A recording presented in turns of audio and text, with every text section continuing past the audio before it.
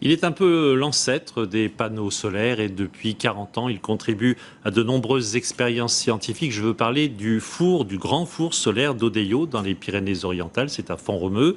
Une partie du site est aujourd'hui ouverte au public, on peut le visiter. Romain Gouachon, Julie Deniel et Christophe Moutot. C'est un palais des glaces destiné au roi Soleil. Un monstre de miroir de 54 mètres de haut. Le four solaire d'Odeillo, un des plus grands pièges à rayons solaires du monde.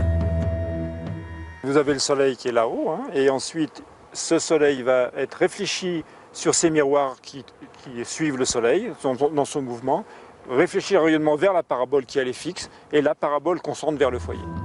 Des héliostats, une soixantaine de miroirs amovibles. Une armée lumineuse capable de concentrer 10 000 fois l'intensité du soleil. Sur sa route, le faisceau fait monter la chaleur, les lunettes de plage ne suffisent plus. On a des petites variations de... Recueilli dans le foyer, la puissance du faisceau est d'1 mégawatt, la température dépasse les 3000 degrés.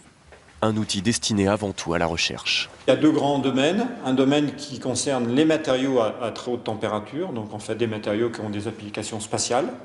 Et ensuite, deuxième grand domaine, évidemment, c'est la conversion de l'énergie solaire en énergie utile pour les gens, donc c'est-à-dire de l'électricité ou de l'hydrogène, etc.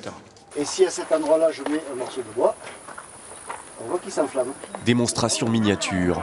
Un four solaire de 3 mètres de diamètre enflamme une bûche comme une allumette.